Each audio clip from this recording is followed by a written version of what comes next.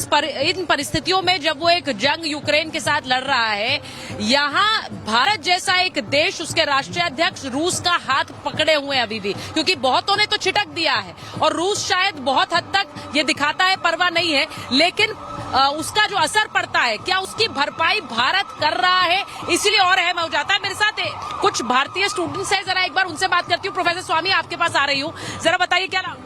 My name is Pandya Dhruvil and we are from Panza Medical State University. अच्छा, आप वहाँ से आए हैं? Yes. आप क्या छुट्टी के लिए आए हुए हैं? No, we are actually about to visit. के लिए नहीं, हम इधर वैकेशन मनाने के लिए आए थे, जो इंडिया जा रहे थे। तो हमको ऐसा था कि हम मोदी जी को मिल ले तो हमारे लिए अच्छा रहेगा, क्योंकि हम कभी देखे नहीं है और हमारा सौभाग्य रहेगा कि उनको मिलना रहेगा। तो हम काफी खुश थे कि हम मिल पाए उनसे। और The moment we get to know that Sri Modi ji is here, so we immediately ran over there. अच्छा, आप लोग अमेरिका में रहते हैं? आप भी अमेरिका में रहते हैं? नहीं, हम इंडिया में रहते हैं। इंडिया से ही है। हम अच्छा, मुझे ये Panza, हाँ। मुझे ये बताइए कि आप लोगों को क्या लगता है, क्या नरेंद्र मोदी ने कुछ बदलाव किया है? मुझे ऐसा लगा कि आपने पेंसिल्वेनिया बोला इसलिए। Yes, for upcoming years, he is surely looking to scale up the level between the relation of India and Russia. Hindi नहीं आती? Yeah, I know Hindi, but Hindi में बोलिए। हिंदी में अच्छा, ठीक है। अरे हाँ, मोदी जी ने तो काफी बदलाव किए हैं। अभी जो इलेक्शन हुआ है, उनको जो मतलब मौका दिया गया है दूसरी बार, तो मतलब तीसरी बार, उसकी वजह से हम कह सकते हैं कि मोदी जी काफी बढ़िया काम कर रहे हैं। और मैं बेसिकली गुजरात से हूँ, तो एज गुजराती हम तो बोल ही सकते हैं कि मोदी ठीक है। मैं ये प्रोफेसर स्वामी आपके पास आ रही हूँ, मुझे ये बताइए कि यहाँ जब पार्टियों के प्रवक्ता इस तरह के बयान देते हैं कि नरेंद्र मोदी क्या कर रहे हैं, उनके तो सिर्फ शॉट्स आते हैं, अगर वो वहां जा रहे हैं तो वो वहां पर यूक्रेन को लेकर कोई समझौता करवाएं। मेरा सीधा आपसे सवाल ये है कि प्रधानमंत्री जिन दौरों पर जाते हैं, क्या वहां से आपको लगता है कुछ हासिल नहीं हुआ है, जैसा कि बयान कांग्रेस पार्टी के कुछ नेता दे रहे हैं? देखिए, मैंने बड़े प्रबुद्ध जनों की तीनों की बात सुनी और मेरी जो टिप्पणी है नंबर 1, मैं जब पंडित जवाहरलाल नेहरू की फोटो देखता हूं, लाल बहादुर शास्त्री की फोटो देखता हूं, जब विदेश दौरे में जाते थे, वहां विदेशी लोग गोरी नस्ल के, गोरे रंग वाले लाइन लगा के लाखों की संख्या में खड़े रहते थे। आज मेरे को देख के अफसोस हो रहा है कि मोदी जी को रिसीव करने के लिए वहां केवल हिंदुस्तानी लोग हैं, और उसमें भी ज्यादातर गुजराती लोग हैं। कि गुजरातियों में कोई बुराई बात नहीं है, लेकिन बाकी देश के लोग नहीं है, केवल गुजरात। अब ये हिंदुस्तान से ले जाए गए हैं या वहीं के गुजराती हैं, ये मुझे नहीं पता, नंबर 1। नंबर 2, शहजाद जी ने बड़ी अच्छी बात कही कि भारत की इतनी अच्छी स्थिति हो गई है, रूस से भी बात कर सकते हैं, यूक्रेन से भी कर सकते हैं, इजराइल से भी कर सकते हैं और फिलिस्तीन से भी कर सकते हैं। अरे महाराज, कभी मैती और केकी से बात कर लो, कुकीज से बात कर लो, कभी मणिपुर के दोनों समुदाय से बात कर लो।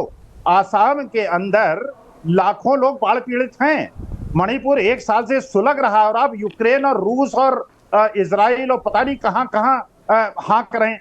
देखिए, असली मुद्दा यह है कि अगर रूस हमारा पुराना दोस्त है, इससे शुरुआत की, इन बयानों से इसलिए शुरुआत की क्योंकि प्रधानमंत्री के लिए जो भी हासिल है वो एक देश का हासिल है, वो व्यक्तिगत रूप से कोई काम नहीं कर रहे हैं। देश का कोई भी प्रधानमंत्री के लिए कोई व्यक्तिगत हासिल नहीं होता है, वो देश का हासिल होता है। आज अगर रूस के साथ रिश्ते आगे बढ़ाने हैं और उन्हें किस दिशा में ले जाना है, क्या ये भारत का हित सोचकर नरेंद्र मोदी नहीं कर रहे हैं? क्योंकि जब ऐसे बयान आते हैं असदुद्दीन ओवैसी के वहां जाएं और शांति की बात करें, और सिर्फ शांति की बात नहीं है, उसमें एक तरह का तंज भी है कि प्रधानमंत्री को रशिया से जो बातचीत कर रही है और रशिया के साथ जो रिश्ते आगे बढ़ा रहे हैं उसे लेकर।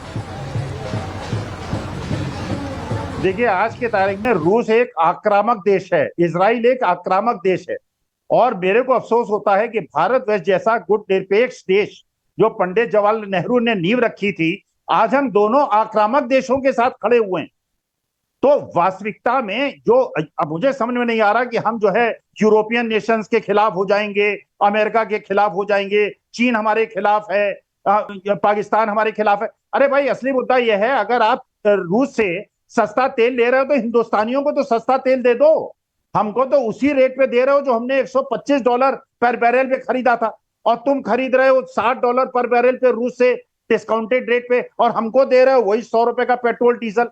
तो देश की जनता से सहानुभूति रखो, विदेश दौरे अच्छी चीज होता है, लेकिन देश के अंदर जब मणिपुर में परेशानी है, जब हाथरस में परेशानी है, जब गुजरात के मैंने अंदर आपसे किसी अनिल कहा कि मुझे दफ्तर प्रोफेसर है, मैं शहजाद जी के पास जा रही हूँ। प्लीज शहजाद जी को जरा स्क्रीन पर ले लीजिए। मैं शहजाद जी आपसे पूछ रही हूँ, मैंने एक सवाल पूछा था लेकिन शायद मेरा ऑडियो चला गया। मैं आपसे सिर्फ ये पूछ रही हूँ कि वहां पर जा रहे हैं तो कई राजनीतिक दल सवाल करते हैं, उन्हीं में से एक असदुद्दीन ओवैसी भी हैं जिन्होंने ये कहा कि इस पूरे दौरे को लेकर के वहां अगर वो जा रहे हैं तो उन्हें युद्ध रुकवाना चाहिए। उसकी कोशिश प्रधानमंत्री कर चुके हैं। उन्होंने ये भी कहा कि जो भारतीय वहां फंसे हुए हैं रशियन आर्मी में, जिनको रिक्रूट किया गया वर्गलाकर, उन्हें लाना चाहिए। और ये दोनों ही मुद्दे आपको लगता है अहम हैं? देखिए, सबसे पहले अगर किसी ने पिछले 10 वर्षों में, चाहे दुनिया, ये एको ठीक कर दीजिए, अगर किसी ने पिछले 10 वर्षों में अगर किसी ने भारत के किसी भी व्यक्ति को दुनिया के किसी भी कोने से सुरक्षित वापस लाने का काम किया है तो वो प्रधानमंत्री नरेंद्र मोदी जी है।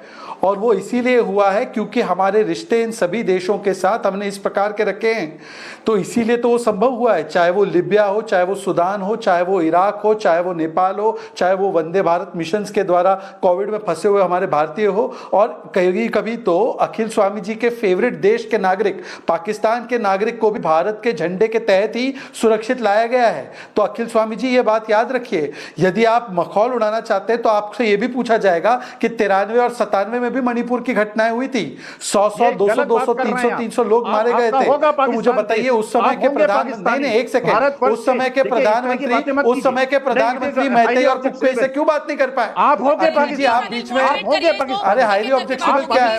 शहजाद जी की बात होगी। मैं हिंदुस्तानी, स्क्रीन पर एक व्यक्ति को लीजिए प्लीज। अरे आप बता रहा हूँ मैं आपको क्यों, मैं आपको बता रहा हूँ, मैं आपको बता रहा हूँ, मैं बता रहा हूँ, मैं सहन नहीं करूंगा। आपको मैं बता रहा हूँ, कारण बता रहा हूँ भाई साहब। भारतवर्ष है नहीं, क्योंकि मैं बाहर हूँ अनिल, आप प्लीज एक एक करके गेस्ट को लीजिए। इस तरह की आपत्ति ये मत कीजिए मेरे साथ। सुचारिता जी, मैंने जो भी कहा है, एक एक करके बात रखते हैं, मैंने इसलिए कहा है क्योंकि इन्होंने कहा इजराइल आक्रामक देश है। देखिए, इजराइल पर आतंकी हमला हुआ 7 अक्टूबर का, वो हमला हमास ने किया। अखिल जी ने हमास की निंदा नहीं की, अखिल जी इजराइल की निंदा करने लग गए। भाई कोई ये समर्थन नहीं करता अगर कोई जरूरत से ज्यादा हिंसा करे, हम भी उसके पक्ष में नहीं है, पर हमास की निंदा नहीं कर पा रहे हो, इसका मतलब आप हमास टुकड़ी, आप पाकिस्तान, आप आतंकवादियों के पक्ष में। ये सीधे सीधे बात समझ में आ रही है अखिल जी। अब आप अखिल जी, अगर आपका दिल हमास के लिए धड़कता है, अगर आपका दिल पाकिस्तान के लिए धड़कता है, उसमें मैं क्या करूं? आप बोलते उस समय के प्रधानमंत्री तो 26/11 के बाद कोई हमला भी नहीं कर पाते थे, कोई उस पर एक्शन नहीं ले पाते थे। तो अखिल जी, ये आपकी और आपकी मंडली की हकीकत है। आपने तो नॉर्थ ईस्ट